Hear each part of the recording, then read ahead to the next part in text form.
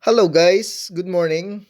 Gusto ko lang ipakita sa inyo itong aking mini garden sa loob ng bahay. Ayan, may ipapakita lang kasi ako sa inyong special na halaman. Sana ay maging interesado din kayo. Ayan, habang iniikot-ikot ko yung, alam mo, pinaka-special dito. Ito, kung mapapansin nyo, ito. Halos lahat sila, dalawa lang ganyan, di ba? Ito, yung primary leaves ito. Ito. Yan, makikita mo. Tanggalin ko to. Makikita mo lahat sila, dalawa lang ang dahon. Ito, tsaka ito.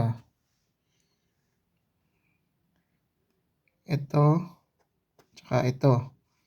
Pero itong isa, tingnan nyo. Ito. Ayan. Tatlo ang ano niya. Ito, tsaka ito. Tatlo yung primary leaves niya. Ayan o. Siya yung pinakakaiba. Yung the rest, tigda dalawa lang o. Yan. Dalawa. At ano nga pala yan? Kalabasa seedling. Yan yung butternut. So ito yung aking mini garden dome. Di ba? Ayan lang.